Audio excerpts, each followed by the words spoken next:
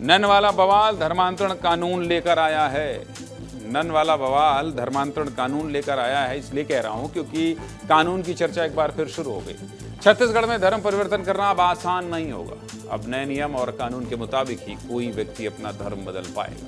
छत्तीसगढ़ में धर्मांतरण कानून लागू होने वाला है, जिसके बाद धर्मांतरण को लेकर लंबे समय से बिना विवाद खत्म होगा।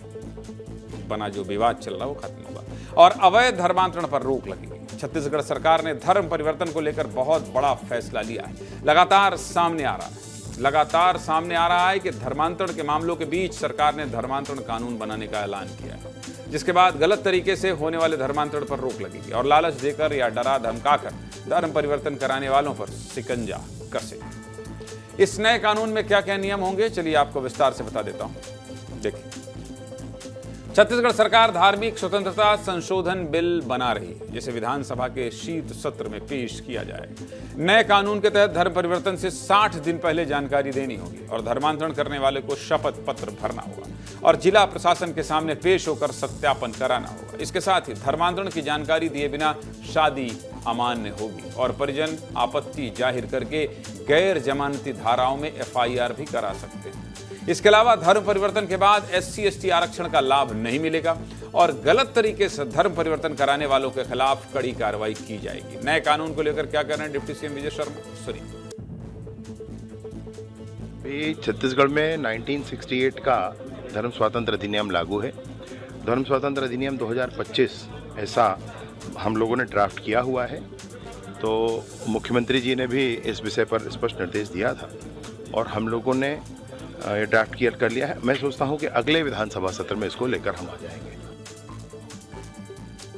अब धर्मांतरण कानून लाने की वजह क्या है और छत्तीसगढ़ के लिए क्यों जरूरी है, चलिए ये भी आपको विस्तार से बता देता हूं। छत्तीसगढ़ में फिलहाल धर्म परिवर्तन को मान्यता देने के लिए अलग से कोई नियम नहीं है। सामान्य तौर पर लोग किसी भी धर्म के प्रभाव में आकर उस धर्म को अपनाते हैं और उसी धर्म के हिसाब से पूजा पाठ करते हैं और नियमों को मानते हैं। ऐसे में धर्मांतरण को लेकर कई बार विवाद की स्थिति बन जाती है। छत्तीसगढ़ के आदिवासी क्षेत्रों की बात करें तो बस्तर और सरगुजा संभाग के ज्यादातर इलाकों से धर्मांतरण के मामले सामने आते रहे, जिसको लेकर आदिवासी और धर्म परिवर्तन करने वालों के बीच बड़ा विवाद भी हो चुका है। धर्मांतरण के आरोप में दुर्ग स्टेशन पर नन की गिरफ्तारी का मामला सदन तक पहुंचा। वहीं धमतरी जिले में धर्मांतरण के दबाव में आकर एक युवक ने खुदकुशी भी कर ली। इसके अलावा कन्वर्ट हुए लोगों के अंतिम संस्कार से जुड़े विवाद भी लगातार सामने आए। ऐसे में प्रदेश की कानून व्यवस्था न बिगड़े और सामाजिक स्थिरता बनी रहे, इसलिए धर्मांतरण से जुड़े विवाद को दूर करने के लिए नया कानून जरूरी है। इस कानून पर अलग अलग धर्मों के प्रमुख क्या कह रहे हैं, ये भी सुनिए। यहाँ पे एक कड़े कानून की बहुत आवश्यकता है, क्योंकि ये धर्मांतरण जो बढ़ रहा है उसमें कम से कम नियंत्रण लागू होगा। कोई लालच में करता है, डर के करता है, धमका के करता है तो ये गलत है। लेकिन अगर कोई अपने हृदय से बदलना चाहता है तो आज़ाद हिंदुस्तान है। हमारा ईसाई समाज है, कोई किस्म का गलत काम करता नहीं है, तो हमें किसी भी कानून से डरने की जरूरत नहीं है। जो चोर होगा वो डरेगा कानून से।